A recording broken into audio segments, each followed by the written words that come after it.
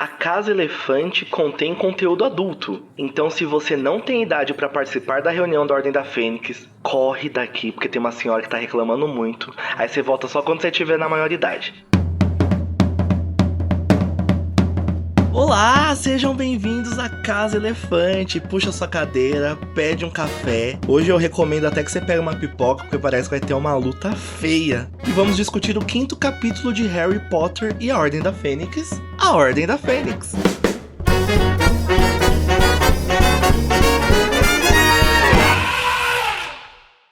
Os nossos episódios eles sempre vão levar em consideração tudo que aconteceu em todas as obras do mundo bruxo que já foram publicadas. Então, se você não sabe qual é a arma que o Lorde das Trevas tá procurando, você se liga, hein? E toma cuidado aqui, porque vai ter spoiler. Eu sou o Danilo, preso aqui na casa que eu cresci. Eu odeio essa casa, minha mãe tá ali gritando no quadro, mas tá tudo bem. Hoje eu tô aqui com a Thames, que depois que ela aprendeu a aparatar, ela não para de aparatar sem necessidade nenhuma. Oi, Thames! Oi, gente, aparatei. É que, sabe, pra economizar tempo, sabe? Ficar se deslocando por aí pelo mundo. Tempo é dinheiro, né, Thames? Tempo é galeões. Eu também tô aqui com uma convidada especialíssima, a Veves Valadares, que os boatos dizem que ela andou fazendo negócios com um bruxo muito suspeito. Oi, Veves, tudo bem? Olá, tive que passar os paninhos ali, deixar eles bem limpinhos, porque hoje eles serão bastante utilizados. Boatos que vão ter muitos panos hoje. Será que a gente vai dar conta de fazer uma faxina hoje? Eu já falei, o IP Coco já está aqui que limpa até meteoro. Veves, conta um pouquinho pra gente sobre o seu trabalho, de onde você vem, o que você faz, pros ouvintes que não te ouviram no podcast do Advento. Conta pra gente. Que aliás, é a vão Veves ouvir, Valadares? se vocês não ouviram, que o episódio está maravilhoso. Tá maravilhoso Por favor, mesmo. o episódio tá perfeito. Teve pano lá também, boatos. Teve muitos. Eu tive que lavar o pano depois daquele episódio, já deixei secando pra vir pra cá, pra esse. Já tava tudo preparado. Reza a lenda que eu tenho um canal no YouTube que eu atualizo uma vez na vida, outra na morte. Mas está lá, inclusive eu andei falando bastante sobre Harry Potter. Veves Valadares. E tem o meu Instagram também, Veves Valadares. Aqui nós não trabalhamos com títulos diversos. E fiquem à vontade para seguir e acompanhar. Por favor, galera, sigam a Veves, porque ela é perfeita, nunca errou. Só errou quando passou pano pros Sirius. O único momento em que eu acertei. Não. Será que errou ou será que foi o único acerto, hein? Fica aí no ar. E agora que estamos devidamente apresentados, hoje a gente vai falar de choque de monstro, conflito parental, solidão do cachorrão e as perguntas do Harry, que tá o próprio Zequinha do Castelo Rá-Tim-Bum nesse capítulo. Não aguento. Solidão do cachorrão é maravilhoso.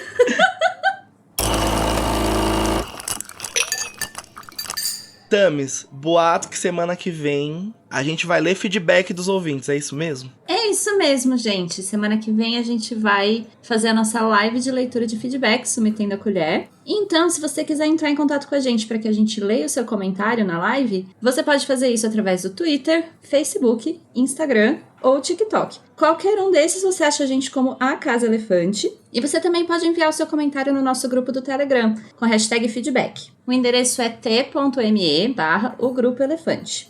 Você vai encontrar todos os links aqui na descrição do episódio. E mande comentários pra gente falar com vocês, interagir, que vai ser bem legal Metendo a Colher semana que vem. Isso, vai ser perfeito, gente. Por favor, mandem seus feedbacks, inclusive desse episódio. Já pode mandar que a gente vai ler. Exatamente. Escolha o seu lado na briga. Vamos então a um momento muito aguardado, né? Esse pontapé inicial dos nossos episódios, que é o famosíssimo duelo de resumos. O que acontece no duelo de resumos? Os participantes vão tentar resumir em 30 segundos esse capítulo, o capítulo de cada semana. E o vencedor, ele vai ganhar o direito de trazer um tema para iniciar a discussão do episódio. Mas antes eu preciso que a Veves e a Thames escolham par ou ímpar. Ímpar. Ímpar? Eu vou escolher nada, porque eu vou deixar a convidada escolher, porque eu sou uma pessoa educada. E calma. É sobre isso. Ah, esse é o número 3, então a Veves ganhou, porque ela escolheu ímpar. Veves, como você ganhou esse par ou ímpar, conta pra gente se você quer começar fazendo o duelo de resumos, ou se você vai deixar essa oportunidade da Thames começar o duelo de resumos. Tadinha. Eu não quero começar, não. Você que sabe, você é convidada. Tudo bem, eu posso começar. Eu não tô calma, só quero dizer que esse capítulo é muito grande, eu não sei o que farei para resumi-lo, tá? Mas tudo bem, vamos aí. Então é isso, Thames. Você vai tentar fazer um resumo de 30 segundos do capítulo A Ordem da Fênix em 3, 2, 1. Tá, o Harry contra os Sirius, né, que acabou no último capítulo que ele encontrou os Sirius. Aí ele fala, oi Sirius, e eles começam a conversar e o Sirius tá assim chateadinho porque ele tá sozinho e ele queria ter brigado com os Dementadores. Aí você fala, Sirius, qual é? E aí eles vão fazer a comida e aí fazem a comida e aí os gêmeos fazem com as facas e aí tem umas tretas e aí eles estão lá comendo e aí acaba a comida e o Harry fala, o Sirius fala assim, ô Harry, e aí, você não vai falar nada não? E o Harry fala, pô, qual é que tá rolando aí? E aí eles começam a falar, o que tá rolando aí? Ah, quase fui longe! Você foi bem longe, Thames. É que esse capítulo ele é realmente gigantão. Mas você foi muito bem, Thames. Deu pra ir longe. Parabéns. O momento chegou. Então agora, Veves, você está pronta pra resumir em 30 segundos a Ordem da Fênix? Não o livro, o capítulo. Na minha cabeça vai acontecer uma batalha de rap, porque eu já tava aqui. E o quadro tá gritando, o Sirius tá chorando, o Harry perguntando agora vai pra cozinha, todo mundo jantando. E os irmãos Weasley estão aprontando. E eu já tô fazendo. E onde eu tô? Em que minuto que tá? Agora junta a ordem toda pra discutir a arma que Voldemort vai usar. Faz o beatbox aí no fundo, alguém. Olha, eu não tinha começado a contagem aqui. Porém, eu acho que por esse rap ter sido tão excepcional e por você ser uma convidada especialíssima, eu acho que você já merece ganhar. Eu acho que é uma regra. Sempre que tiver um resumo que vira um rap, ele merece ganhar. Eu ia terminar dizendo que nada acontece feijoada. Mas é isso, Veves. Eu acho assim que você ganhou o duelo de resumos. E você pode puxar a discussão. Mas antes eu preciso fazer o resumo oficial.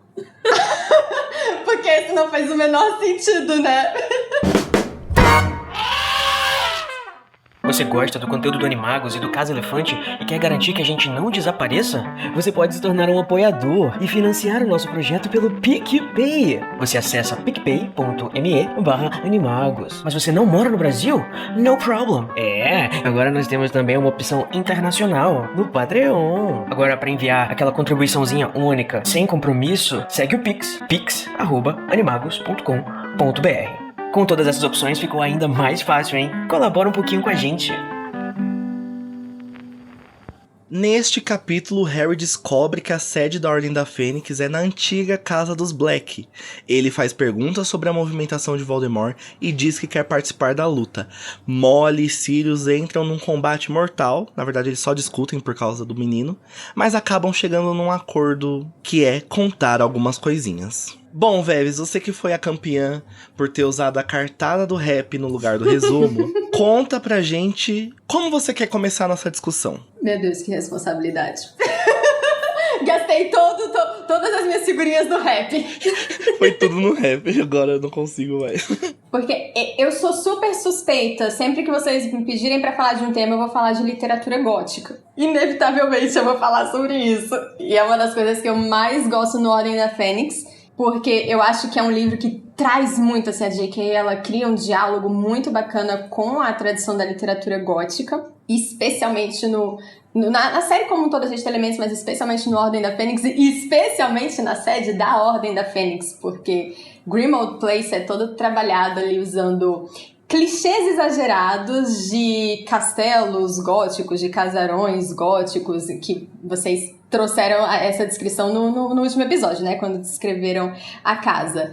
Agora, nesse capítulo a gente vê um outro elemento gótico muito forte, que é o da decadência familiar. E a gente vê isso nessa intriga entre o Sirius e a mãe dele, inclusive com aquelas teorias que o Igor comentou com a gente ali por fora, de que a Walburga teria ficado louca depois que o filho dela foi dado como morto, né? O Regulo, depois que o marido dela morreu e o Sirius foi preso. E todo esse processo que a gente vem acompanhando de os Blacks serem uma família muito poderosa poderosa, mas que já tava ali meio que nas últimas na época da Primeira Guerra contra o Voldemort. E agora a gente vê que realmente eles estão na última mesmo, porque o Sirius é o último herdeiro da família. Literalmente ele é o último herdeiro da família. E aí eu acho esse diálogo que a Rowling traz muito bacana. Enfim, acho que eu comecei com um tema mais intrincado, mas é que eu realmente gosto muito, então tá aí, gastei meu rap. Não, mas eu concordo super com você quando você fala dessa parte da literatura gótica, porque quando a gente lê a descrição do casarão, a gente sente muito uma vibe Drácula, né? Tipo, isso. Um negócio assim. E é uma coisa que eu sempre me chama a atenção em Harry Potter, é como Harry Potter, a bruxaria, ela é meio pop, meio moderna, mas existem algumas coisas específicas que trazem e evocam suspenses e até mesmo isso que você falou da literatura gótica, sabe? E a Casa dos Black é uma coisa muito clara nisso, sabe? Como ela evoca esses gêneros em alguns momentos muito específicos da saga. Bom, o que você falou é mais sobre a estética, né? Quer dizer, você falou mais sobre a questão da família, mas tem uma questão estética também relacionada com como a casa é descrita, como os móveis são dispostos e a decoração, né? Tem essa característica gótica muito, muito marcante. E no próprio nome, né? Sim, Grimmauld Place, Sim. que a gente comentou no último episódio também. Não sei, não só o visual, mas a sensação, né, que o Harry fica lá dentro, que até ele se surpreende porque ele não liga os pontos, que é a casa do Sirius, assim. Ele fala, essa casa que é sua? Sério? Ele não relaciona o Sirius com aquilo tudo, né? E é um aspecto, né, voltando a falar de mozão, um aspecto importante da personalidade dele, que é justamente a tentativa muito grande que ele teve de se distanciar daquilo tudo. Então, é muito legal de ver, assim, o que era, do que ele estava tentando se distanciar, né? E uma coisa interessante também é a questão do quadro da mãe dos Sirius, né? Porque eu acho que os quadros, durante a saga, até esse momento, eles têm várias personalidades, mas a gente nunca viu um quadro tão surtado assim, né? O que traz mesmo essa reflexão do momento em que ele foi pintado e o que foi como que eles falam quando eles fazem um quadro? É a impressão, né, que ficou daquela pessoa. E é mais um sintoma da decadência que é retratada nesse ambiente todo, sabe? Inclusive a decadência, não só dos Blacks, como da própria mãe dos Sirius, porque não condiz com a imagem que uma família tradicional bruxa gostaria de passar. Essa pessoa berrando, sabe? Mas ao mesmo tempo ela expressa exatamente tudo que se passava pela cabeça de Valburga Black, né? Sim, é muito o que está na essência dela, além das aparências em que a família tradicional bruxa passa. Porque se a gente for comparar, por exemplo, com a mansão dos Malfoys, os Malfoys por dentro são igual ela, ali, sabe? A Walburga, cuspindo preconceitos. Mas por fora eles são polidinhos, com cabelo penteadinho, loirinho, bonitinho, sabe? Eu fico pensando, será que ela já tinha esses rompantes durante a infância dos Sirius? Porque nenhuma criança merece crescer com uma mãe daquela, olha. Não, e a gente começa a compreender o porquê o Sirius teve todos os atos de rebeldia que ele teve, né? Porque que família maldita é essa? E aí você imagina que às vezes, se tem essa teoria então de que ela enlouqueceu no final da vida, então ela estaria mais bem retratada, né, nesse quadro como alguém mais sem filtro, digamos assim. Mas isso não quer dizer que fosse recorrente, né, o tempo todo ela agindo desse jeito, mas também não quer dizer que ela não tivesse arroubos de loucura, né, começar a gritar no meio da casa, assim. Eu não acredito que você foi fazer amizade com essa escória. Eu não acredito que você foi pra Grifinória, né? Já começa por aí. Não, gente, vocês imaginem essa mulher recebendo a cartinha falando que o Sirius foi pra Grifinória. A loucura que não foi nessa casa. Não, às vezes tipo assim, ai mãe, tá muito legal aqui, fui selecionada para a Grifinória. Então, mas é bom. Será que o Sirius contaria pra ela? Acho que tenho certeza. Deixa ela sem saber até o ano que vem. Gente, eu acho que esse é o tipo de coisa que corria ali facinho. Imagina, o primeiro Black em sei lá quanto tempo, o primeiro de todos a ir pra Grifinória. A fofoca no Deve outro ter saído dia. notinha no Profeta Diário. Na coluna No social. obituário, né? Morreu a família Black. Aí saiu a notícia no jornal. Família Black perdeu tudo, morando de aluguel. Filho é selecionado para a Grifinória. A que ponto chegamos? Mas assim, não sei, ó, agora me cogitou uma questão, assim, não sei se necessariamente no Profeta Diário, mas será que essa galera, assim, purista, não tem meio que um meiozinho de comunicação entre eles, um jornalzinho em que eles divulgam essas informações, assim? Eu acredito Não que acho deve impossível, ter. hein? Tipo, Acho que deve ter. um mailing, sabe, que circula, porque pensando nessa, assim, hoje a gente tem internet, mas é difícil de pensar em como essas pessoas se comunicavam, mas antigamente era mais comum que que tivessem meio que alguns veículos de comunicação, jornaizinhos e coisas assim, com informações meio ocultas, né, caso fosse divulgado, mas que circulavam só entre membros de seitas e de sociedades secretas. Às vezes eles tinham um mailing em que Sirius Black saiu como Grifinório, sabe? Não, com certeza, gente. Isso daí deve ter dado um tititi, um zum zum zum. E provavelmente ele deve ter sofrido as consequências quando ela descobriu, né? Independente do momento. E é legal a gente pensar na figura da mãe do Sirius, porque enquanto ela tá ali no quadro, a gente tem uma outra mãe que é muito presente na saga e tá muito presente ali na Ordem da Fênix, que é a Molly. E são duas figuras que são muito opostas, sabe? E a gente sente fortemente a presença, e a gente vai sentir ainda mais como elas são mães muito opostas, a Molly e a mãe do Sirius. Eu vou jogar uma coisinha aqui na roda. Eu concordo que elas são opostas, mas eu acho que elas também têm muita coisa em comum. Porque ambas são super protetoras. Elas estão... Assim, a gente não sabe muito sobre a mãe do Sirius, então estamos especulando bastante. Especulando. Mas me parece, pelo que o Sirius fala da família dele, por mais que ele não gostasse, mas me parece que eles tentavam fazer o que achavam que era melhor pros filhos. Que, obviamente, é uma coisa absurdas, né? Mas... tentavam manter aquela imagem, isso daqui que os Blacks são, da mesma forma que a gente sabe que a Molly tenta fazer o que é melhor pros filhos dela. Então acho que a gente tem essa figura de duas mães muito fortes e muito protetoras de seus respectivos filhos, só que em lados completamente opostos, com ideias completamente opostas. Eu concordo, apesar de parecer controverso inicialmente, eu acho que tem muito disso, porque nesse capítulo fica muito claro o controle, o quanto a Molly tenta ser controladora, né? E apesar de ser com boas intenções, eu tenho uma teoria na minha mente, assim, de que ninguém acha que é vilão da própria história, sabe? Então, não importa o lado que você tá, né, que você escolhe ideologicamente, você acha que tá escolhendo pelos motivos certos. E no caso até então, se a gente pensar na Valburga, se ela acreditava realmente que eles tinham uma superioridade, ou enfim, ela acreditava que o que ela fizesse era pra proteger isso, e proteger os filhos e mantê-los ali dentro daquela superioridade. Então, de uma certa forma, exercer controle para que aquilo continue acontecendo é uma tendência que as duas tinham, né? A Molly tinha uma tendência também a querer proteger os filhos e mantê-los longe da guerra, longe dos perigos, longe e colocar ordem, né, na casa. Ela, inclusive, por isso que ela odeia a presença do Mundungo dentro da casa, porque ele é o símbolo da desordem, né? E isso é presente na saga, né? Tipo, como as mães, apesar de estarem em lados opostos, elas... Em Harry Potter, especificamente, elas fazem tudo pelos filhos delas, né? Isso é uma coisa que a gente vai ver muito claramente lá em Relíquias da Morte.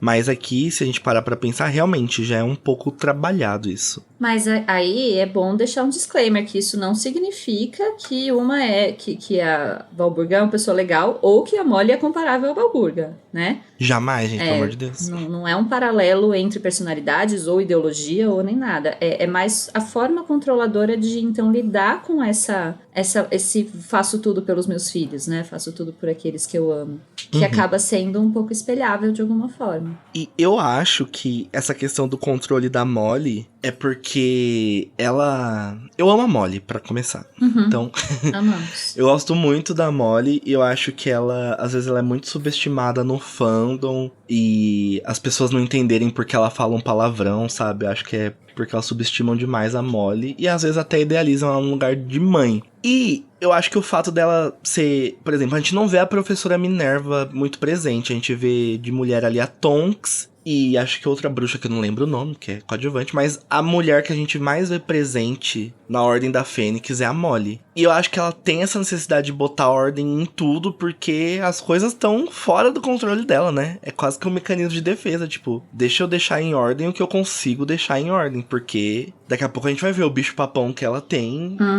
e o motivo de tudo isso. Apesar de ser um pouco incômodo, eu consigo entender, eu acho que essas funções que são dadas pra ela e essas funções mais domésticas, eu acho que não é só porque ela foi destinada a isso por, sei lá, ser mãe. Mas eu acho que é uma coisa que ela gostaria de fazer, sabe? Pra ir ajeitando as coisas, pra ela conseguir sentir que tá controlando algo. Eu concordo. Na verdade, é algo que nem tinha me passado pela cabeça de que alguém questionaria o fato de a Molly, enfim, gostar de fazer tarefas domésticas e coisas que são mais associadas à maternidade ou a uma dona de casa. Eu não sabia que as pessoas tinham problematizado isso, porque me parece muito claro que, primeiro, é uma escolha dela e é algo que a gente sempre tem que respeitar, né? Deixa as mulheres escolherem o que elas querem fazer, se elas não escolherem livremente. E tem isso da construção do tipo de personagem, do tipo de maternidade, até eu diria, que ela representa, porque a gente vai ter outras. A Lily é muito diferente, a Narcisa é muito diferente, a Merope é muito diferente. Então,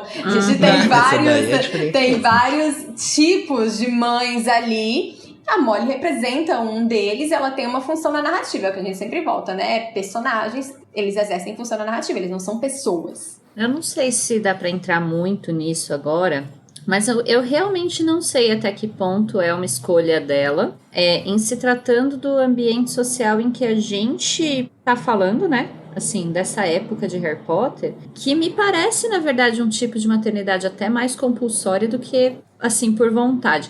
E nem tanto porque ela não quis ou quis, é porque ela teve 7 filhos. Então, não sei se ela teve escolha, porque chega uma hora que, assim, são 7 crianças que você precisa cuidar. Tem que alguém ficar aqui na casa com essas crianças, você entende? E, então, eu acho que ainda tem muito... A imagem dela, especificamente, tem muita base nessa maternidade ideal que existia muito, até pouco tempo atrás, né? Que tem sido desconstruída muito. Então, acho que faz perfeitamente sentido ela ter escolhido. Mas no caso dela especificamente, eu não tenho certeza se ela que escolheu, entende? Ou se é uma coisa que acabou acontecendo com ela e ela meio que abraçou, então eu vou cuidar desse ambiente aqui, eu vou cuidar das coisas o máximo que eu puder, porque é isso que eu faço. Mas esse é um questionamento que eu tenho. Sim, ela queria muito ter uma filha, e aí, enfim. Mas ela foi tendo muitos filhos, e é um questionamento que eu tenho, que eu tô falando. Eu não sei nem se tá na obra ou qualquer coisa, não sei nem se eu tô certa. Mas eu não sei, sabe, se ela realmente escolheu ser assim, ou se ela foi se vendo nessa circunstância e acaba se vendo com essa função no mundo, entende? O que eu enxergo da Molly é que as escolhas que ela teve que tomar foram porque ela não viveu ali, por exemplo, a juventude dela e agora essa maturidade dela em momentos tranquilos da história. Porque apesar de, na Primeira Guerra, ela não estar ativamente envolvida com a Ordem da Fênix, por exemplo, ela teve os irmãos dela que morreram e ela se casou com o Arthur por conta da guerra. E agora, nessa Segunda Guerra, tipo, que é quando os filhos dela estão grandes, também não é um momento de normalidade. Então, as escolhas que ela tomou, eu enxergo que podem não ser enxergadas como escolhas dela,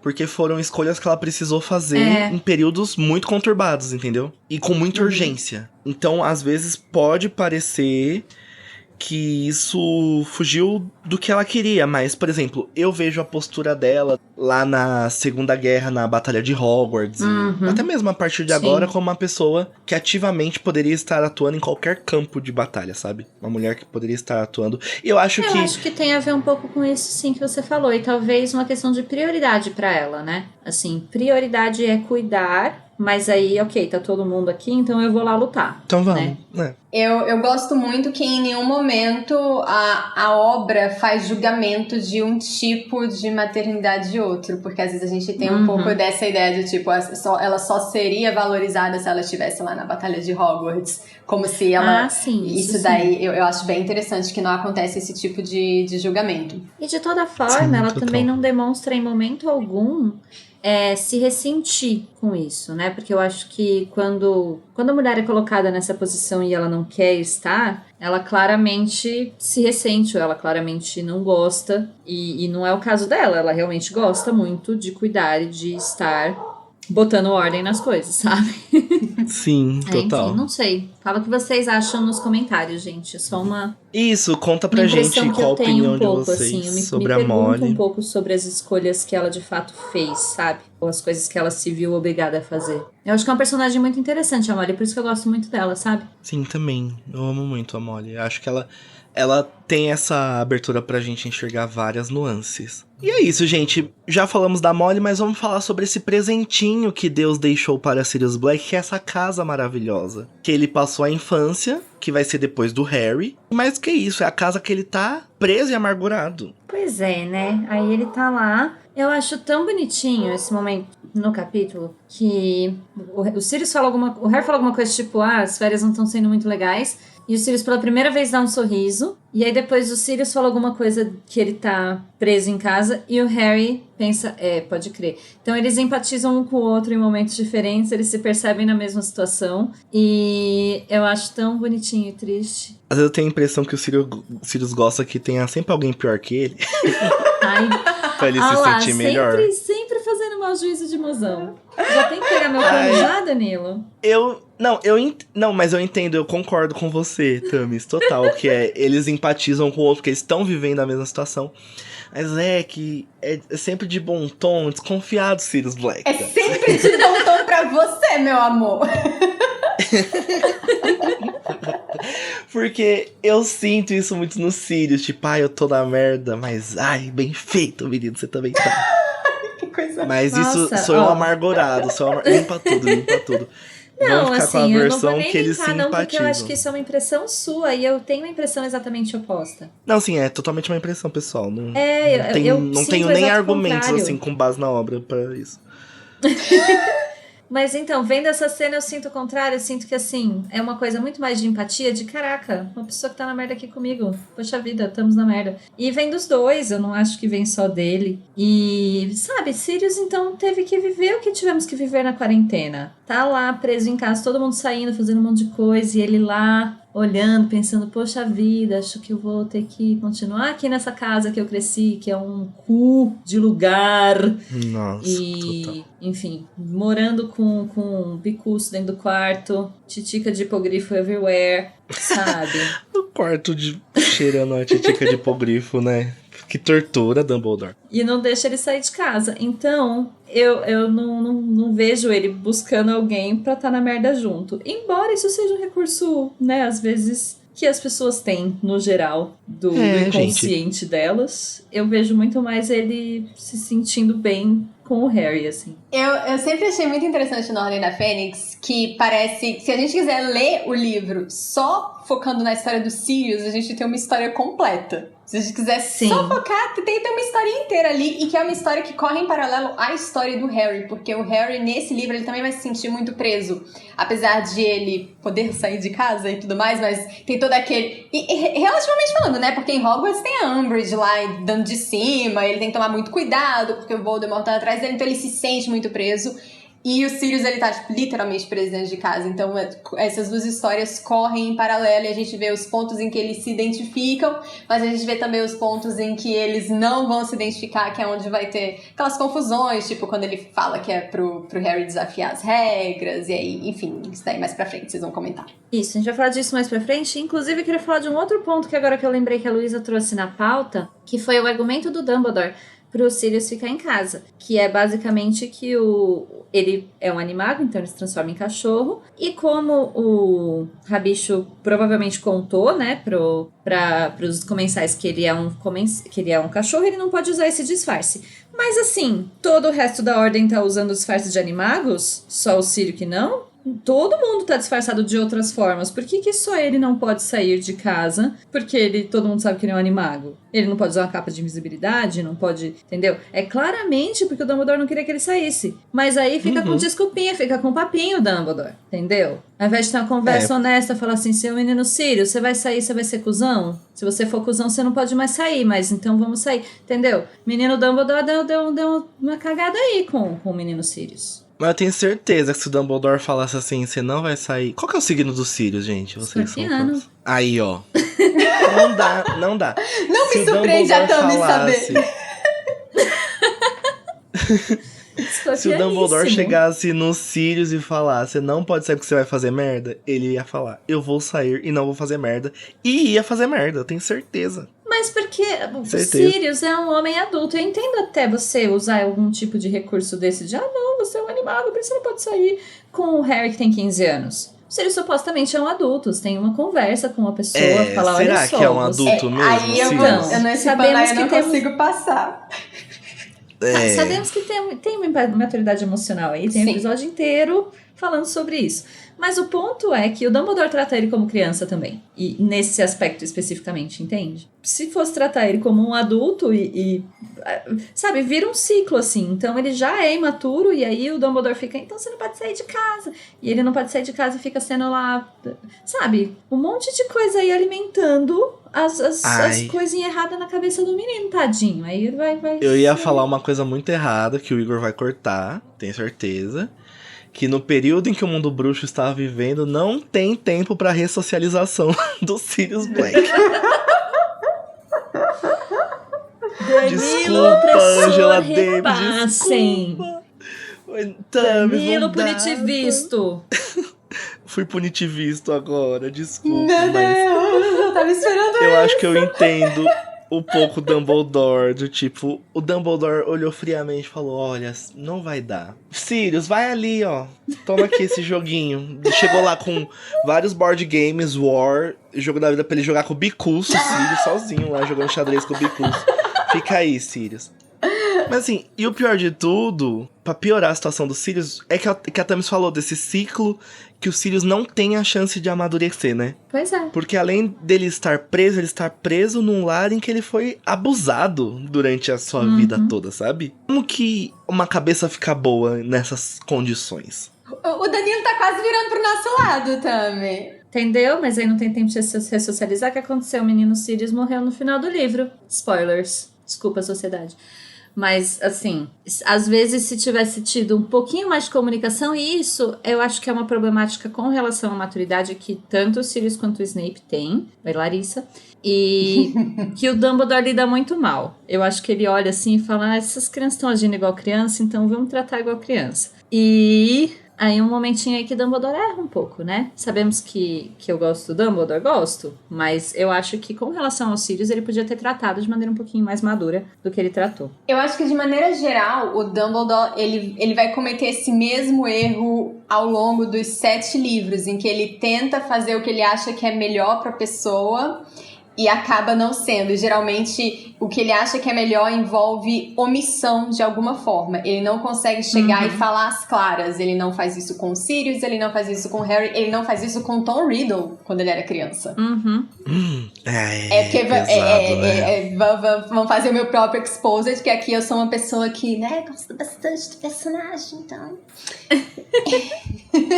Não, mas tá certíssimo. Só me comprometo nesse podcast, gente. Não, mas é o que a gente mais faz aqui, é se comprometer. Mas esse eu acho que é o aspecto, vamos chamar de defeito, né? Mas é o aspecto desse personagem do Dumbledore que é o mais marcante, ele não saber se comunicar nesse sentido emocional. Então ele olha muito friamente para a situação, ele consegue ver friamente o que ele precisa fazer, mas ele não consegue emocionalmente lidar com as pessoas daquela situação.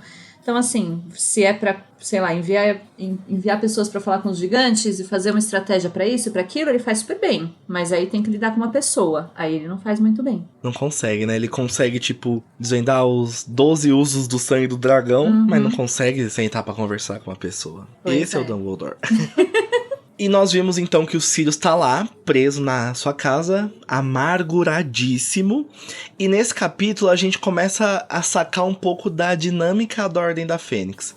A gente começa a perceber como funcionam as reuniões, tipo, os próprios Weasley mais velhos, eles chegando, o que eles estão fazendo. Então, tem desde o Mundungus ali, que é pra cuidar dos trapaceiros, é uma pessoa que a Molly não entende porque tem lá, mas tem, tá lá, não tem sua função. Também vamos ter o Snape, que a gente se surpreendeu de estar na Ordem. Snape sendo escroto, né, perguntando pro Sirius sobre a limpeza da casa. Tamis, conta um pouquinho pra gente o que você achou desse momento. Se deliciou ao saber que Snape faz isso? Tá na Ordem? Surpresa. É um escroto. Ah, já sabíamos. É isso. E também tem o fato que, sobre o Mundungus ainda, que a importância dele estar na Ordem, que é uma coisa que chama atenção, porque a gente meio que saca, né, o que os personagens estão fazendo, são os negócios que ele vai fazendo e como isso vai refletir na série daqui a pouquinho também, né? Inclusive, já foi falado sobre a teoria de que esses negócios podem estar sendo feitos com Umbridge? Não, conta pra gente. Na verdade já foi comentado, que foi no primeiro episódio, né? A Carol comentou que é verdade. fizeram negócios lá, que ele identifica a Umbridge no jornal, então que eles já negociaram. E aí vão aparecendo outros indícios de que pode ser que, assim, essas pessoas pilantras que o Mundungo conhecia, uma delas pode muito bem ser a Umbridge, né? Fazendo negócios ilegais aí. Pois é, né? O Mundungus, ele... Pra cada acerto que ele tem 10 erros, né? E um desses erros é essa amizade do Pop, Mundungus e Umbridge, que depois o medalhão vai lá parar com ela. Que pra mim já é headcanon. Já são pra amigos. mim também, gente. É muito a cara do Mundungus. Não necessariamente uma amizade, mas ser um fornecedor da Umbridge ali, de produtinhos ilegais. Que é bem a cara dos dois, assim. Relação estritamente comercial, mas acho que existe. Sim, total. Bom, e também tem em Câmara Secreta, sabe quando o Malfoy fala que tá tendo aquelas batidas, que o Ministério tá buscando coisas que podem relacionar as pessoas a comensais antigos e tal? Uhum. Ali, sim, teve até lá na ponto, casa dele, né? Batida, não teve alguma coisa sim. assim? Isso, tem uma batida na casa dele. Então, ali naquele ponto, talvez o Mundungo tenha aberto ali o leque de clientes possíveis que ele possa ter, né? Pra pegar artefatos e revender e tal. E ali ele pode ter feito muitos contatinhos. Não, traficante sem vergonha demais, gente, Mundungo. Gente, é aquele ditado, tem gente que chora e gente que vende lenço. O Mundungo é a pessoa que vende lenço. O mundo pegando fogo no mundo bruxo, ele lá, aqui um lencinho, aqui um produto legal. Mas, falando em amizades, né, nesse caso estamos falando de negócios, mas tem uma outra amizade que me chamou a atenção, que se manteve nesse capítulo, que foi a do Bichento com o Sirius. Que fofinho. Eu achei muito fofo, assim, um detalhezinho, né, da narração, mas ele pular no colo do Sirius e ficar um tempo lá, assim, que eu falei, caraca, é verdade, ele lembra, né, dos Sirius, eles eram amigos em Hogwarts. Mais que amigos, eu acho friends. bacana de relembrar que eles já se conheciam. Mais que amigos, animagos. Eu acho que urge a necessidade de uma fanart do Sirius com o Bichento. Tanto em forma humana quanto em forma cachorrão. Assim, o Bichento sentadinho em cima do Sirius, sabe? Ai, com certeza deve ter. Com certeza alguém já deve ter feito. Ai, gente, tem umas fanarts tão lindas. Meu Deus. Vou mandar pra vocês aqui, vocês vão ficar... Olha, tem gente que vai chorar. Oh, meu Deus. Ah, não, gente, que coisa maravilhosa. Sim, não é, Eles gente. são muito amigos. Eu gosto muito. Nossa, gente, joguem no Pinterest Sirius em Crookshanks. Vocês vão pirar, porque é muito fofo, cara. Mas além dessa amizade do Pop e do Sirius, voltando a falar do nosso cachorrão favorito, Vebs, você quer falar um pouquinho dos agouros de morte que rondam o Sirius durante a saga e nesse livro também? Ah, sim. Isso é algo que a gente até comentou também no episódio sobre o Sirius, que ele mesmo é um agouro de morte pra ele mesmo. Porque ele se transforma no sinistro, né? Nesse cachorro que no folclore britânico tá associado a um agouro de morte. Agora, no Ordem da Fênix, toda vez que ele aparece, acontece alguma coisa que indica ele vai morrer. Se a gente tivesse em premonição, sabe quando tem... é exatamente o plot de premonição. Acontece alguma coisa, essa pessoa vai morrer. Nesse capítulo, quando os gêmeos estão lá tentando ajudar a Molly a fazer a comida, eles lançam uma faca que para exatamente no lugar onde a mão do Sirius estava. Da mesma forma que quando o Harry chega no Lago Grimmauld, ele sente, né, que a casa tinha o cheiro de alguém que tava morrendo, alguma coisa assim. Então todos esses agouros, essas pequenas dicas vão sugerindo que no final o Sirius vai morrer. Que é outro elemento da literatura gótica que a gente poderia dizer que tá aqui. E que é um baita foreshadowing, né? Que a J.K. Rowling foi criando, mas que Verônica Otária lá, da primeira vez que leu, não percebeu, né? Mas, enfim, a gente sofre sozinha. Nossa, pois eu não tinha percebido nem das segundas, terceiras vezes que eu li também, porque... E isso faz muito sentido, e é muito triste, né? Como a morte, ela tá ali com Sirius o tempo todo, sabe? Exato. Assim como com vários personagens, acho que a morte é um elemento muito central, mas é muito representativo ele se transformar no próprio agouro, sabe? No próprio Sinistro e... Ai, credo. É o plot twist, né, gente? O Harry fala que tinha cheiro de alguém morrendo e realmente é alguém pra morrer ali.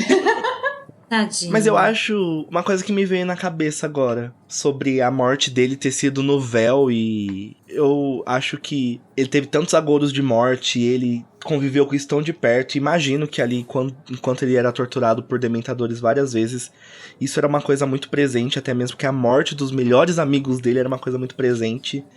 Ele ter tido essa morte poética é até bonito, sabe? No final da vida.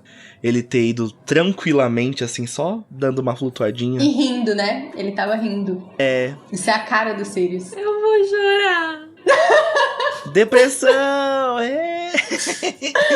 Ai, gente, que tristeza. Não tem um personagem que tenha paz em Harry Potter. Não tem, não tem nenhum. Esse especificamente não tem. Esse daí, Sirius então, não tem meu um minuto Deus, de gente, paz, gente. Então, assim, erra, mas não tem um minuto de paz. Não tá com a vida assim ganha, entendeu? Teve até uma coisa que a gente tava comentando entre nós na hora de preparar o episódio, que foi até a Luísa que falou que deveria existir a Ordem da Fênixinha, porque essa dinâmica das crianças na mesa é quase como se fosse um churrasco, sabe? A mesa das crianças.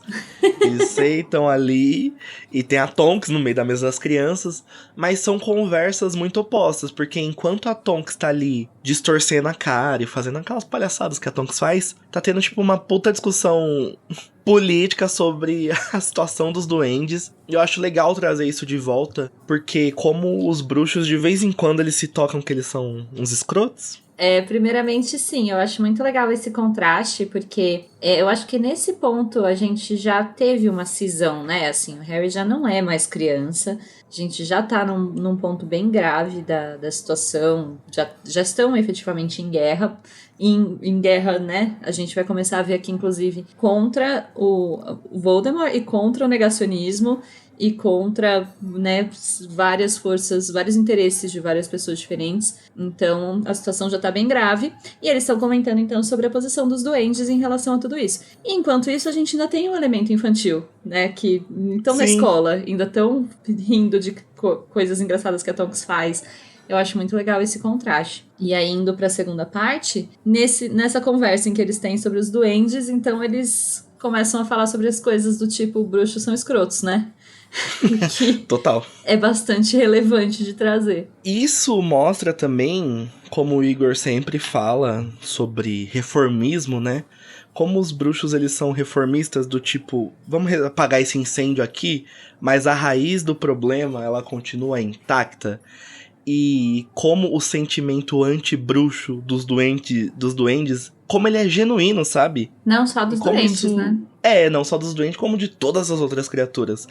Como ele é tão genuíno e como ele não vai mudar assim do dia pra noite. Tipo, eles têm preocupação, eles vão tentar correr ali, mas a estrutura que faz essa sociedade oprimir essas criaturas, essas espécies, ela continua muito intrínseca, né, ao que eles estão vivendo. É uma resposta a um posicionamento imperialista que os bruxos têm sobre como a sociedade deve funcionar, né? Total, né? A gente vai ver depois a estátua lá no ministério daqui a pouco, que só reforça essa situação. E a gente vê como que o Voldemort vai se aproveitar disso, né? Por isso que eu sempre falo que o Voldemort é um grande aproveitador, porque como todo líder populista, né? Toda liderança carismática populista, ele sabe que discurso fazer para que grupo fazer. Então ele, pros bruxos puro sangue, ele é todo, não, porque a supremacia bruxa, não sei o que, perna longa de batom. Agora quando é pra falar com lobisomem, aí ele vai lá e faz um discurso pros lobisomens. Duende, vão fazer um discurso pros duendes, tentando conseguir aliados pra si. É um negócio muito capcioso. E é um apelo emocional muito forte, né? Assim, é sempre um apelo a aquilo que mais incomoda cada grupo dentro daquele ambiente que é tóxico pra eles. Então, o que te incomoda? O que te mais assusta aqui? Exatamente. Pânico moral. Ele se apoia em pânico moral. E ele vai conseguir chegar em lugares onde os bruxos não conseguem chegar, porque por muito tempo eles nem tentaram, estão tentando agora, de última hora, sabe? Tipo, com uma questão urgente, aí complica mesmo. Pois é. E o bacana da ordem é esse reconhecimento que eles fazem, né? Assim, olha só, tá tendo um movimento anti-bruxo e como que a gente vai lidar com isso? Quer dizer, como que a gente vai lidar com esse apelo emocional que estão fazendo a coisas que nós fizemos de errado? Uhum. Eu acho legal essa autocrítica da esquerda que a Ordem da Fênix faz, porque isso vai refletir nas ações que o Kim vai tomar depois que ele assume o ministério, sabe?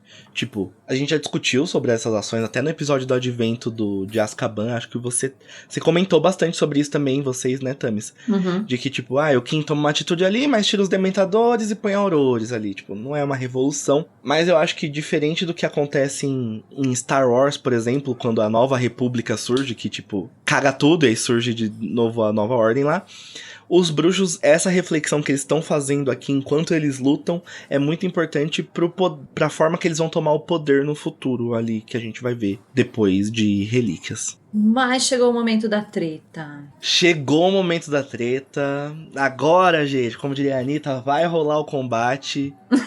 Kika, bate, vai rolar um fight de bumbum. Molly versus Sirius, fala na cara, choque de monstro, ai meu Deus, esse momento chegou. Um fight de bumbum entre Molly e Sirius. Por favor, visualizem a Molly e o Sirius num fight de bumbum. Façam essa fanart.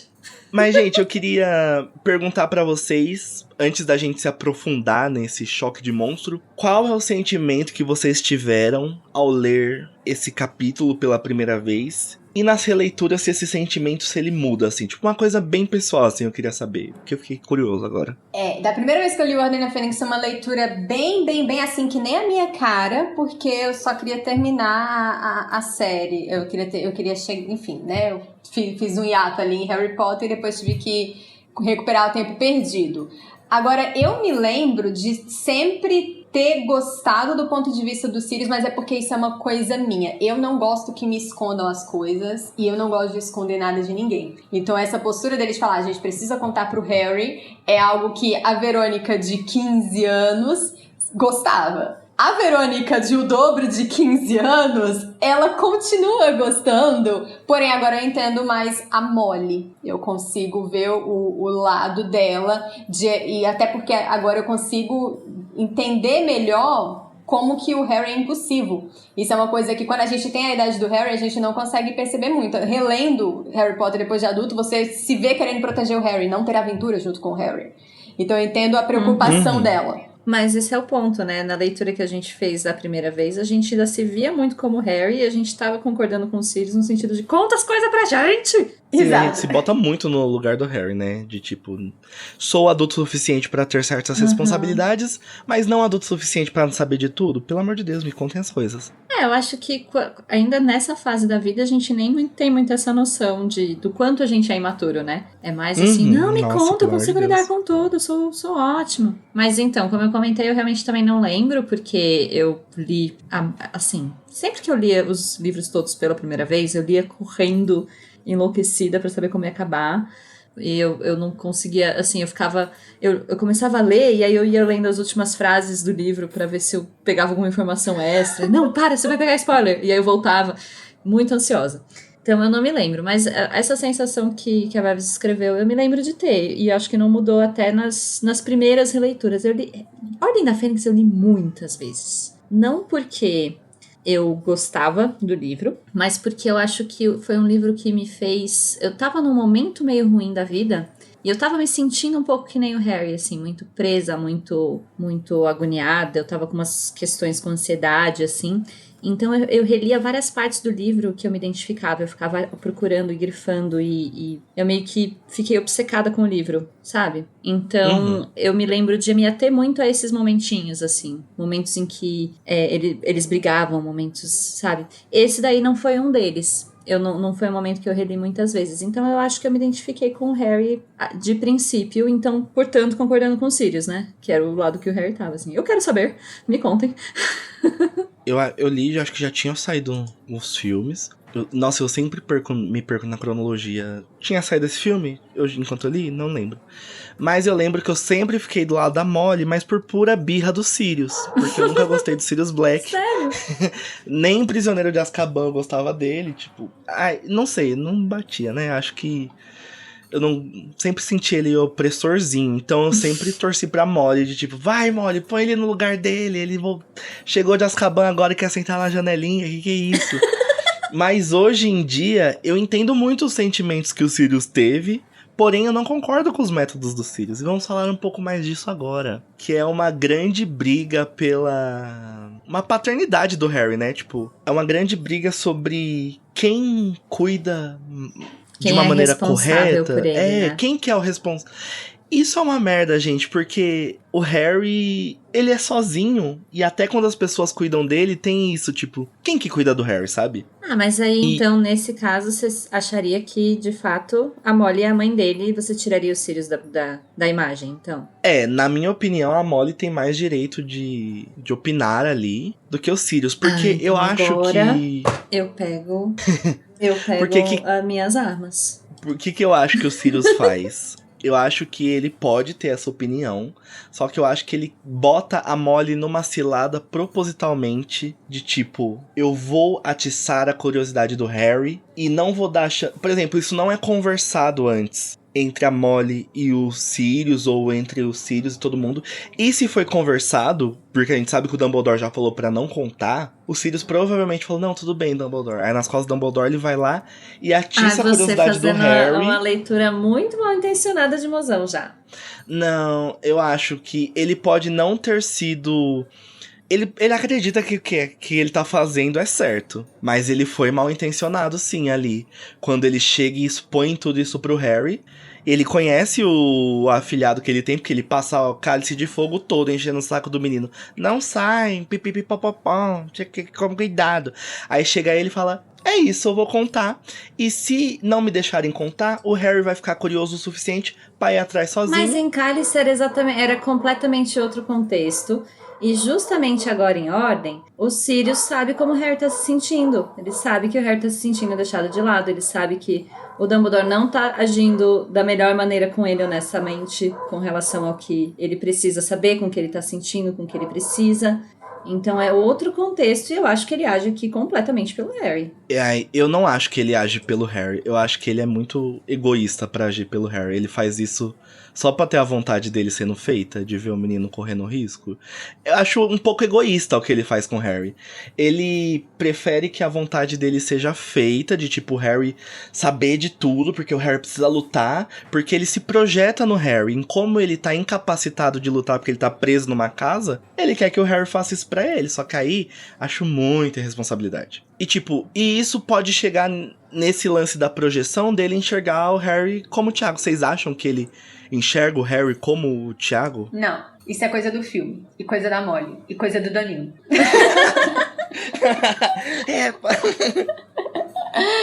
Eu tô só pensando porque eu ainda discordo 100% de tudo que você falou. Então, deixa eu elaborar. Deixa eu só focar nessa parte do Thiago. Pode até ser que exista uma certa identificação, mas pelo que a gente vê, assim, uma falta que ele sente, né, do Thiago, até porque a gente já comentou que psicologicamente ele tá mais próximo da idade que ele tinha na época que o Thiago estava vivo do que na idade que ele tem agora.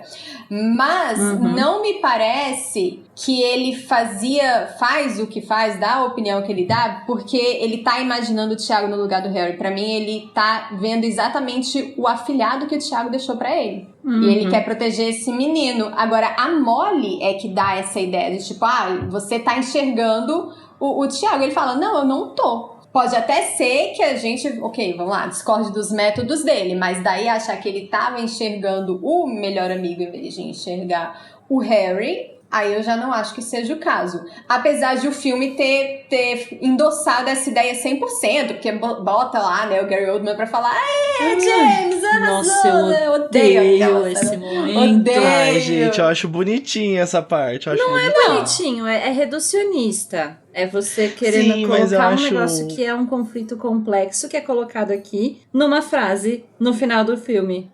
Mas eu acho que é isso que dava pra fazer no filme ali, sabe? Eu, como novo defensor do David Yates, venho defender essas... Gente, David Yates não é nem roteirista. Pior que o roteirista desse filme, eu gosto do Ordem da Fênix, eu não gosto do Clovis, que é o que roteirizou todo o resto. É o único, né? Só tem um filme do moço lá. Não, então, mas o que eu acho, na verdade, aí eu acho que já até puxa com um argumento que eu tenho com relação à dualidade da briga deles, que é o seguinte, eu entendo que você tá falando que parece que é uma posição egoísta, mas eu não acho que seja, muito pelo contrário, eu acho que é uma posição que ele se vê na posição do Harry, que é tendo limitações colocadas pelo Dumbledore que são intransigentes, não são bem explicadas, não são bem esclarecidas. E ele quer fazer esse movimento de comunicação, que é, tanto que depois, mais pra frente, acho que até ou é o narrador ou é o próprio Harry que comenta, Sirius não nem os Sirius achavam que ele precisava saber mais do que ele soube naquela primeira noite. Então, assim, fica claro que eles passam o que eles acham que ele tinha que passar. Eles não passam informação a mais, nem, enfim, colocam o Harry em risco pelo que ele tá sabendo ali. Agora, tem uma questão que eu acho que conflita, que fica realmente parecendo que é o pai e a mãe do Harry discutindo, quando é a Molly e o Sirius. Que essa coisa da mãe protetora, da mãe querer acolher e querer fazer, não conta nada pra eles, deixa eles aqui na redoma da proteção eterna. E o pai meio, não, deixa a criança aí fazer as coisas, quebrar a cara e aprender quebrando a cara. E isso é uma deixa a criança quebrar a cara na guerra. Mas é uma dinâmica muito comum numa paternidade mais normativa, assim. A mãe nessa posição de disciplinadora e o pai é o legalzão, né, sabe assim? E eu acho que eles dois refletem essa normatividade aí nessa briga que eles têm, sabe? Então eu não vejo de forma alguma como egoísmo do Sirius, eu vejo ele sendo uma figura parental negligente e até irresponsável, como muitas figuras parentais são. Aliás, figuras paternas, né? Mas os dois sendo figuras parentais opostas, só que eles não são um casal e não são nenhum dos dois pais dele, né? Então eles brigam entre si na frente dele, tipo, sobre a melhor maneira que eles acreditam de criar, entre aspas, de novo, o Harry. Mas voltando à questão do Thiago, eu acredito pouco nisso de que o Sirius projete o Thiago. Eu acho que é impossível ele não ver o melhor amigo refletido ali em algumas... Porque o menino é o sósia do Thiago, né? O Thiago Cover. Mas, ao mesmo tempo, o que eu acho é que ele se projeta no Harry. Ele pensa muito mais no que ele faria, no que ele gostaria de fazer se ele estivesse na posição do Harry, e faria se ele não estivesse impossibilitado de fazer, do que seria melhor para o Harry. Então ele agia assim, tipo, loucamente, vamos contar, pressionando, botando ele contra a parede, fazendo quase que uma chantagem emocional ali pro menino saber, e botando o menino ali, tipo, olha ali, ele tava na merda, tava com depressão, tava lá no quarto cagado, no malão. Isso eu acho muito errado e detestável. E eu não acho que seja uma relação parental, porque eu acho que o Sirius não é uma figura paterna pro Harry, não porque ele não queira, mas sim porque não dá nem tempo dele ser. Mas eu vejo muito... O Harry vê ele dessa Harry forma. vê ele como pai. Mas o Harry vê ele como um pai. Eu não enxergo o Sirius como uma figura paterna. Não que a gente enxerga. A gente não enxerga, mas o Harry vê o Sirius... Eu enxergo também, mas assim, de fora você pode avaliar que não, mas o Harry enxerga. A forma como ele... Não, mas eu tô falando da minha avaliação, não tô falando de como o Harry enxerga. Tá. Pra mim, o Sirius não é uma figura paterna pro Harry. E na narrativa, não tem tempo dele ser uma figura paterna pro Harry.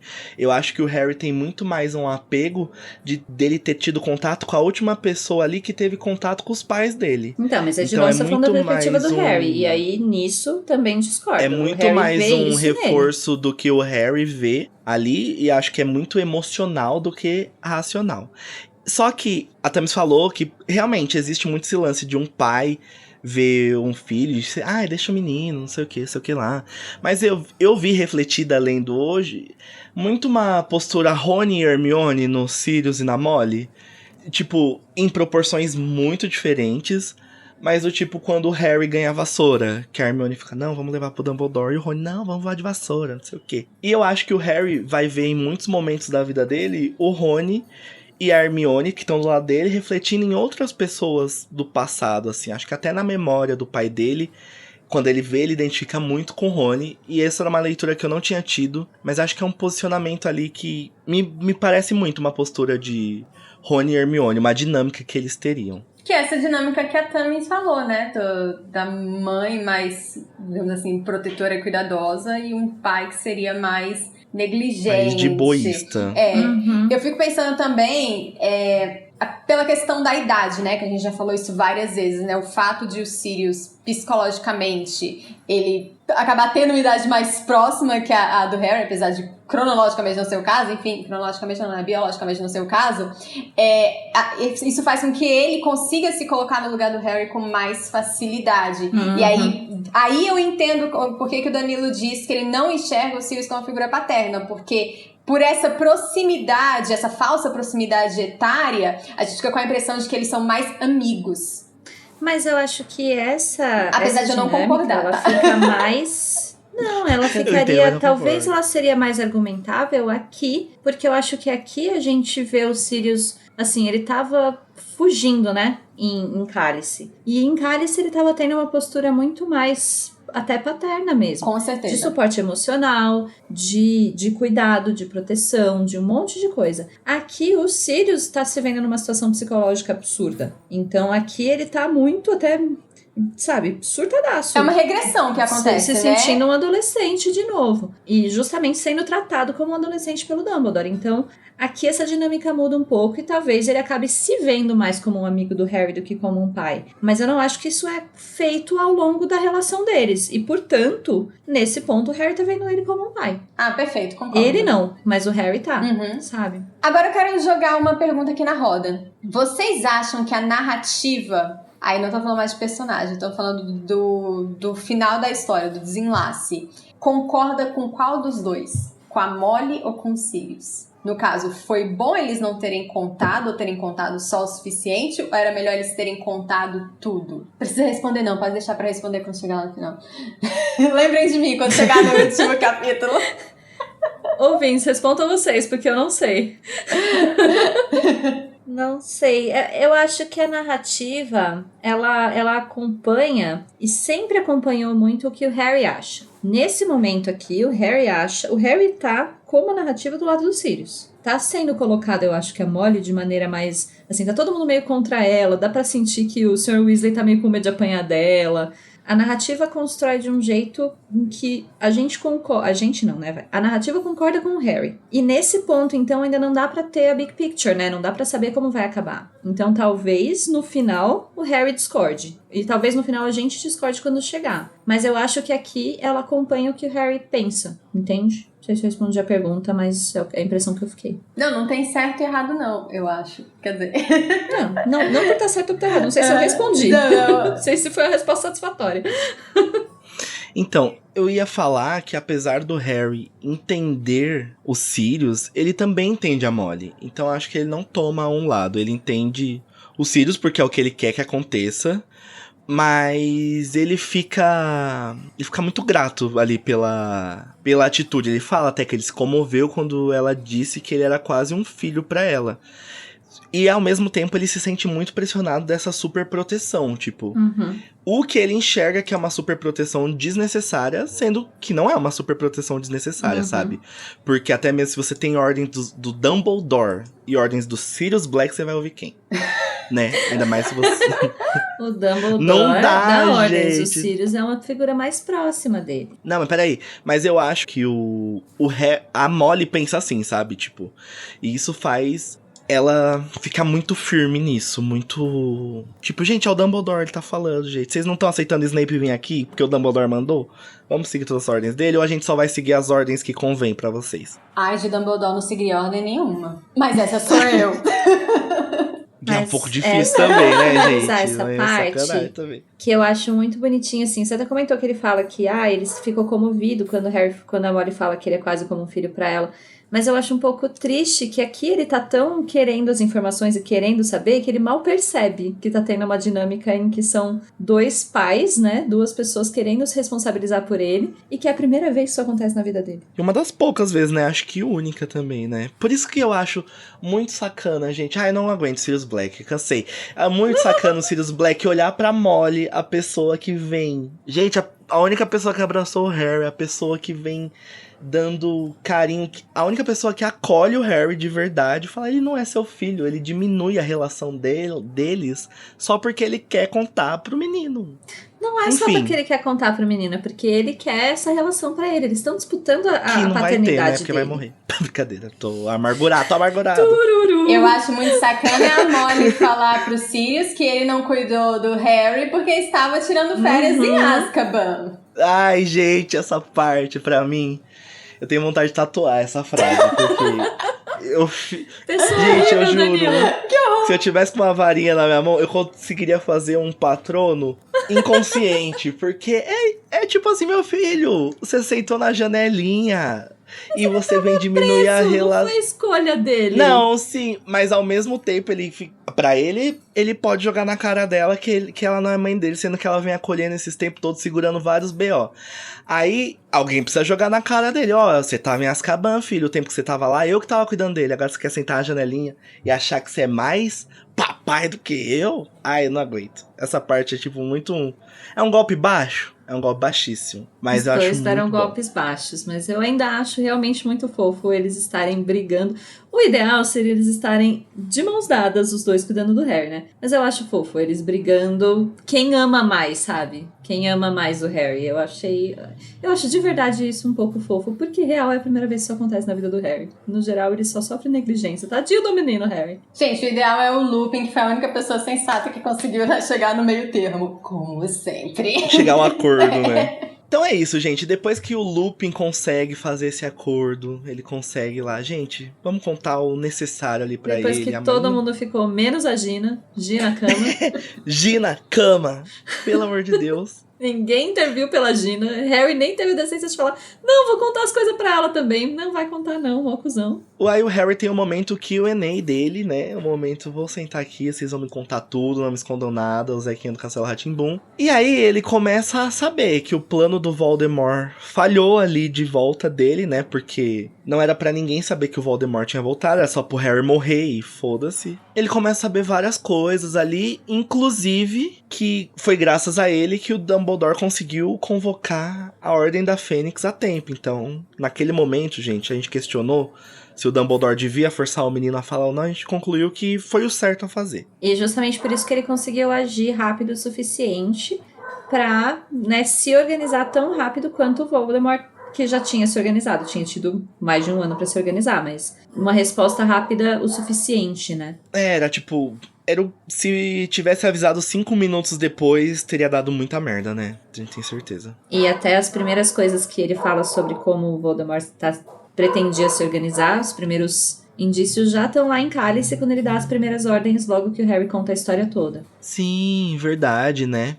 E uma coisa que eu acho muito legal que eles contam nesse capítulo, e é uma coisa que eu vejo que é uma diferença entre o Voldemort e o Grindelwald, que a gente vai ver em Animais Fantásticos, é que o Sirius começa a explicar que o Voldemort começa a ganhar seguidores não pelo discurso dele, né? Também pelo discurso, mas muito pela intimidação. E isso é uma coisa que às vezes eu perco quando eu leio, porque pra mim Às vezes eu até tenho dificuldade de diferenciar os métodos dos dois, do Grindelwald e do Voldemort.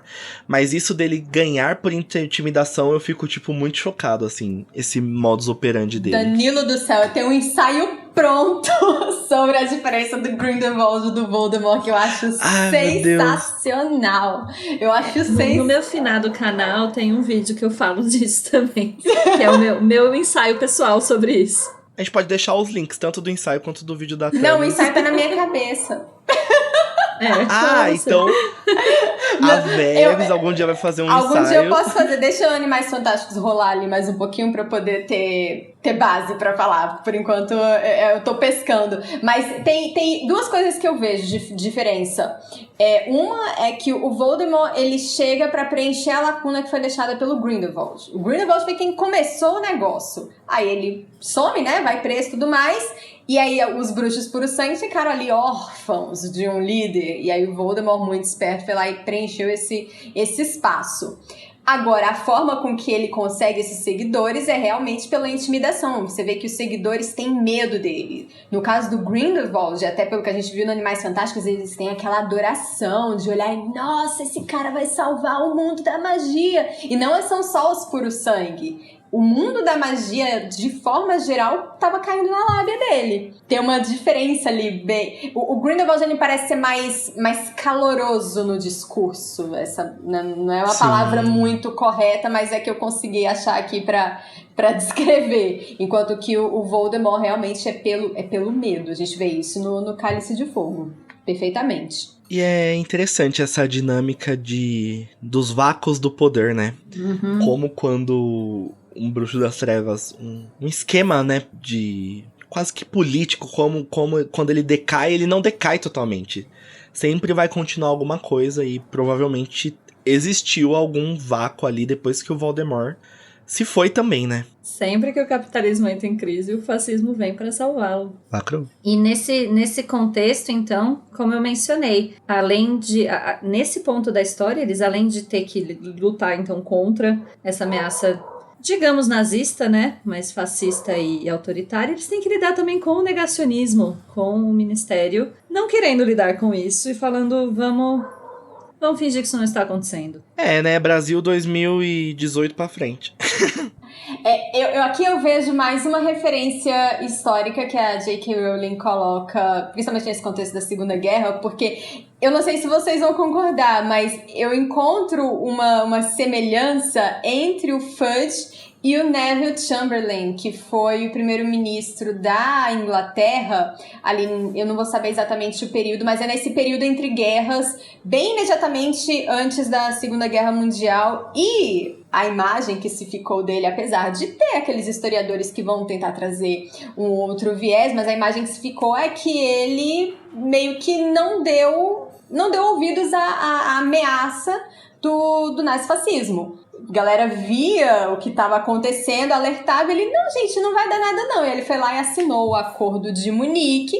Basicamente a política era, vamos ceder esses terrenos que Hitler quer e assim não vai acontecer nada. E o povo, não, ele quer guerra. Não vai acontecer nada, não vai ter guerra não. Relaxa, fica de boa. Isso, gente. Tudo bem, ele é calmo e moderado. E aí deu no que deu e ele renunciou, né? Aí foi quando o Churchill assumiu. Inclusive, a gente discute bastante um pouquinho da história do Neville Chamberlain lá no episódio 94 de Cálice, que é o penúltimo, se eu não me engano.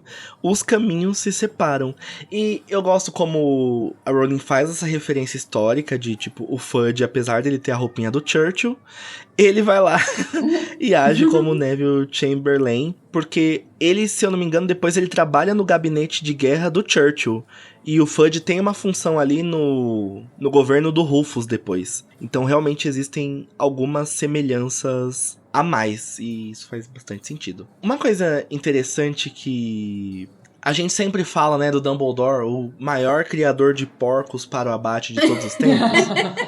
Sempre falamos. Mas a dinâmica em que a Ordem age ela é muito marginal, sabe? Eles não podem agir por meios oficiais, porque o Harry fala assim, e aí, galera, vocês estão contando pras pessoas que ele voltou? Aí fica todo mundo, então isso Harry, é uma deixa eu te contar um resposta... negócio. É, uma resposta à postura negacionista, né? Que justamente para estrategicamente você se posicionar para poder alertar as pessoas, você precisa necessariamente se esconder para poder não ser ridicularizado. Até porque uma das estratégias retóricas do negacionismo, como a gente está vendo, é justamente a desmoralização dos argumentos de autoridade. Então, quem tem quem tá falando alguma coisa que você tá negando, você vai desmoralizar essa pessoa. E aí o Dumbledore tá sendo desmoralizado, as pessoas da ordem não podem se dar o luxo de ser desmoralizadas também para que elas possam levar essa mensagem. Então tem essa contradição, né? Eles precisam agir de forma marginal para que eles possam agir de alguma forma. E isso é típico de movimentos de resistência em períodos de crise, né? A gente teve vários ao longo da história. A gente tem resistência francesa, por exemplo, na Segunda Guerra. Tem resistência na Itália também. Enfim, teve no Brasil, né? Por a ditadura militar. Aqui no Brasil mesmo. E eles começam a agir marginalmente mesmo, tipo, pra poderem sobreviver. Porque quem trabalha no ministério não pode perder o emprego por uma questão de sobrevivência, uma questão de estratégia. O Lupin é muito mal visto. E o que eu tinha puxado no começo do Dumbledore ter sido grande porco pro abate é que muitas vezes o fandom bota o Dumbledore numa posição de enxadrista de quem não vai ali e toma a frente.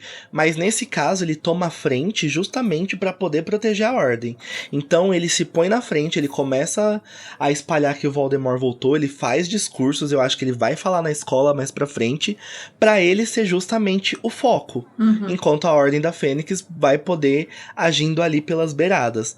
O que contradiz essa posição de só um manipulador, sabe? De tipo, vai lá, Newt, vai lá, Harry. Não, ele também age estrategicamente, lógico, e ele toma a frente. Ele é o grande testa de ferro nessa situação. Tanto é que a ausência dele é sempre justificada porque ele nunca tá só ausente se escondendo, ele tá ausente lutando também, sabe? Sim, tanto que mais pra frente, quando for de ver a oportunidade de prendê-lo, ele toma, né? O Dumbledore fala, não, vou embora. E não é preso. Mas, né, ele realmente toma uma dianteira aí. E eu acho que não dá pra criticar a postura que ele tem nesse contexto. Pra mim, ele tá fazendo o melhor que dá pra fazer num contexto em que estão desmoralizando ele, tirando ele de onde quer que tiraram ele? Lá da onde ele é cacique supremo. Da Confederação Internacional, né? E da Corte Suprema também, né? Ele não era membro. Inclusive, falando em Confederação Internacional, vamos ter, em Os Segredos dele mesmo, Dumbledore, em abril, dia 14. Eleição, hein, gente? Votem na Vicência Santos. Mas eu não confio nela! Você tem que confiar nela. Eu olho pra cara dela e pra mim ela tá ali de treta com o Grindelwald. Será que os 3 candidatos estão malcomunados com o Grindelwald ali também? Eu não duvidaria. Seria uma possibilidade inacreditável. Mas é isso, gente. Em abril a gente vai descobrir se a Vicência era o Lula ou se ela era o Bolsonaro. Agora. O Brasil mal representa e quando representa errado. Vai pôr uma fascistora. E assim, não é nada que não seja real também, né? Inclusive, esse ano é ano de eleição no Brasil também. Fica a dica, Brasil. Se vocês lerem bem lembrado, Thames, aqui esse capítulo, tem alguns trechos que dá pra entender perfeitamente o governo Bolsonaro se você trocar a palavra Dumbledore pela palavra Lula. Ele acha que ele está tentando tomar o lugar dele. Tem uns pedacinhos assim que se você troca pela palavra Lula, fica a mesma coisa. Vamos pegar um arquivo e substituir Dumbledore por Lula em todos os livros de Harry Potter. Inclusive, aproveitando que estamos falando de eleição, vocês precisam votar. Jovens com mais de 16 anos já podem tirar o título de eleitor. E quem mudou de cidade precisa transferir o título de eleitor ali para sua localidade. Gente, vocês têm até o dia 4 de maio para fazer isso. Mas só se for para votar contra Bolsonaro, gente. Tem que votar 13, senão cada não voto trocar importa. O título de eleitor, não. Então, por favor, regularizem o título de vocês. Nós contamos com vocês pra essa eleição, gente, em outubro, todo mundo votando 13. Mas é isso, gente, com essa mensagem gostosinha de obrigar nossos ouvintes a regularizarem os títulos de eleitor deles. Nós vamos finalizando a discussão acalorada desse capítulo. Tô até suando. Mas já! E tava tão bom, né? Gente! Queridos ouvintes, semana que vem temos Metendo a Colher. Acompanhe a nossa live no canal Animagos. Depois também vai pro feed. E vocês podem mandar feedback pra gente pelas redes sociais. É sempre @CasaElefante ou a Casa Elefante. Procura no Facebook, no Twitter, no Instagram, no TikTok. Nós também temos um grupo do Telegram e do Discord, que a gente tem conversas mais aprofundadas ou chamadas só pra gente ficar rindo. Entre em contato com a gente, por favor. A gente nunca pediu nada. E é isso, gente. Eu acho que chegou o momento. Momento Avada Kedavra.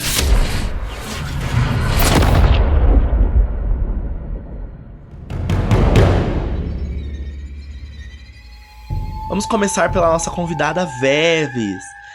Veves, qual que é o seu avada para este capítulo maravilhoso? Você vai me odiar, Danilo. Você nunca mais vai me convidar pra nada. Será que sua chamada vai cair repentinamente? Não vai nem deixar terminar. Ó, gente, se a chamada cair, você já sabe, eu estou sendo censurada neste podcast. A quem interessa silenciar Veves? A quem Só os interessa anti-Sirius. silenciar Veves Valadares?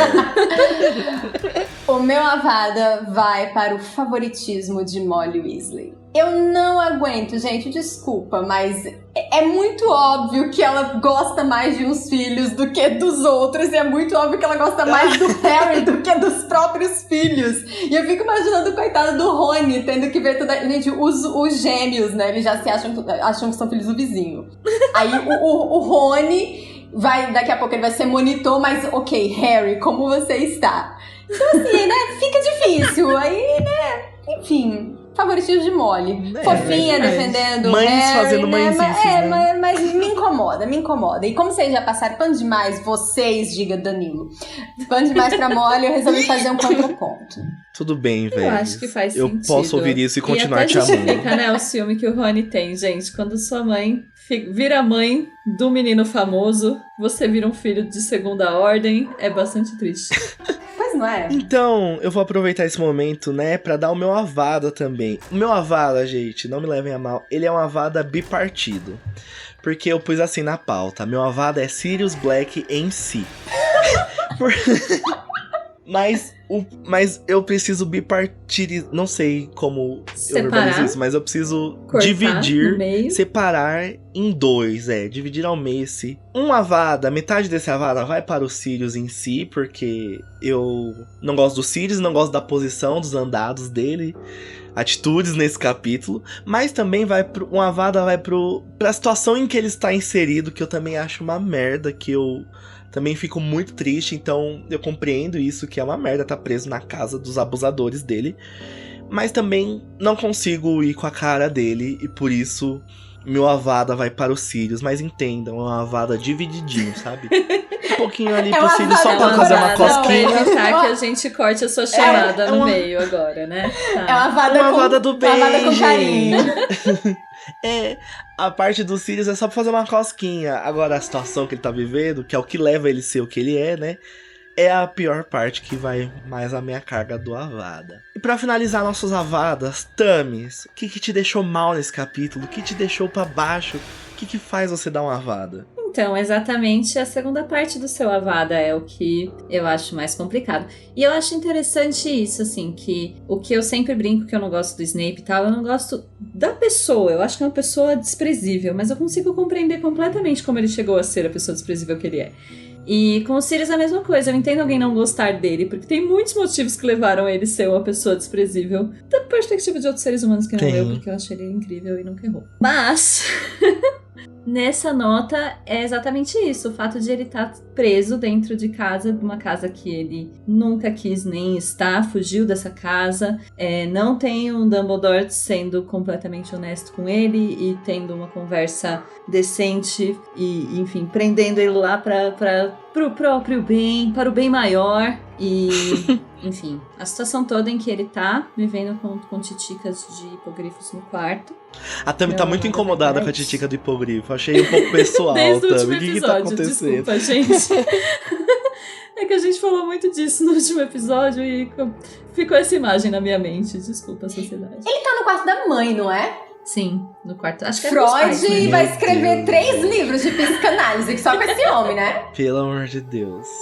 Ali precisa. Freud, corre aqui.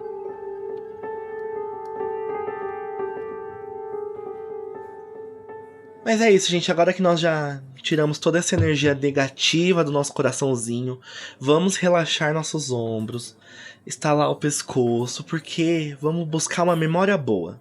Chegou o momento do Expecto Patronum!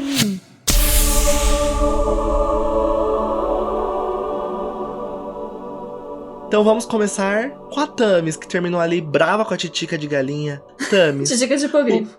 Titica de hipogrifo, que nada mais é do que uma galinhona, como diria Draco Malfoy. Thames, o que aqueceu seu coração nesse capítulo, nesse episódio? Conta um pouquinho pra gente. Olha, então, apesar de ter sido um momento tenso, eu acho que a parte mais legal é justamente a briga do Sirius e da Molly, que, como eu falei, é realmente a primeira vez que o Harry tem duas pessoas disputando pelo afeto dele, pelo cuidado com ele. É um menino todo negligenciado, é um menino que eu raramente defendo também, menino Harry Potter, mas que sofre muito na vida, né? E assim, ter duas pessoas que, né, por mais que tenham defeitos, então, assim, como eu falei, podiam ter brigado por isso de maneira um pouco mais saudável. Mas estão basicamente brigando pra saber quem ama mais ele. Isso é muito bonito. Então, meu patrono vai para essa treta do amor. Tretinha do amor. Agora eu vou dar meu patrono, vou deixar a Veves por último, pra ela fazer um belo patrono corpóreo. Como eu tinha dito que meu aval era para o Sirius em si, pra eu ser bem bipartidário, polarizar as coisas, o meu patrono vai para Molly Weasley em si. Mais uma vez a mamacita não errou. Eu acho que todo o ato da Molly, até os atos mais descoordenados, são atos muito genuínos e atos de amor. E eu acho muito bonito esse amor que ela tem pelo Harry, apesar de largar 2 filhos ali pra acolher o Harry. Tudo bem. Eu acho bonito porque é um amor que não quer nada em troca. É um amor muito genuíno e muito gratuito. E como eu disse, acho que ela é uma das pouquíssimas pessoas que acolhem o Harry da maneira que ele deve ser acolhido. Então, esse é meu patrono para a Mollyzita. Veves, pra gente finalizar o capítulo com chave de ouro, conta pra gente o que deixou seu coração quentinho, o que fez você produzir um belo patrono corpóreo. Então, eu já vou canalizar isso tudo que vocês falaram, porque concordo, subscrevo, mas eu vou puxar para um outro lado, né, já que já falamos de Sirius, já falamos de Molly. Uma coisa que eu gosto muito nesse capítulo é todo esse subplot político. Quero minha camiseta da Ordem da Fênixinha. Eu acho muito... Eu sempre digo isso, que o Ordem da Fênix... Eu sempre digo que o Ordem da Fênix é um livro que eu gosto bastante, porque ele traz o lado político do mundo da magia, não é só o lado social, o lado sem querer dar um social. foreshadow, mas a Ordem da Fênixinha é a armada de Dumbledore, né? Inclusive, esse pode ser o nome, a Armada da Fênixinha. Armada da Fênixinha, verdade. Eu sempre digo que o Ordem da Fênix é um livro mais político, né? Em Harry Potter, no geral, a gente tem todo aquele lado sociológico, mas esse aqui é tipo assim, política pura, e eu gosto muito disso, gosto de toda essa conversa que eles têm sobre o retorno do Voldemort, de como ele tá fazendo pra retomar o poder, e como que o Ministério tá agindo, e como que a Ordem... Ai, gente, eu gosto. É isso. Tá aí. Isso não era pra ser uma coisa pra gerar patrono, né? Mas tá gerando, Verônica. Vá se tratar. Isso explica muito sobre ser brasileiro, Veves.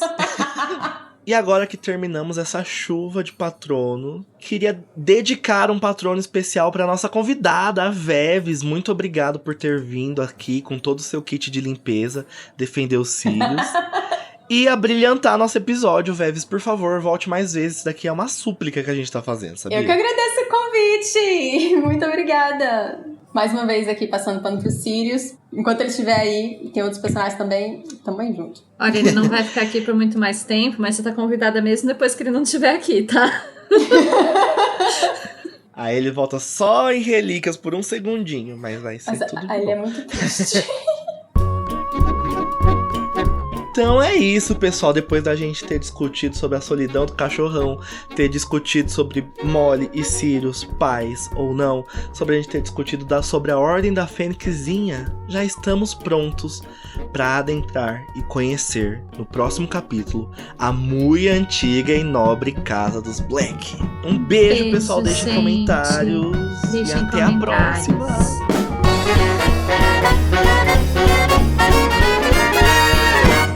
A Casa Elefante é um podcast produzido pelo animagos.com.br. Eu, Igor Moreto, faço a direção e a edição. A produção e as mídias sociais são feitas pelo Junior Code, Danilo Borges e Larissa Andrioli. E Luiz Felipe Rocha, Tamires Garcia, Luísa Zanferdini e Daniel Honório, o filho, fazem a produção de pauta e a apresentação. A identidade visual do podcast foi criada por Edipo Barreto e a música tema foi originalmente executada por Ableton's Big Band e chama Song of India. A engenharia e gravação da música foi feita pela Telefunken Electroacoustic.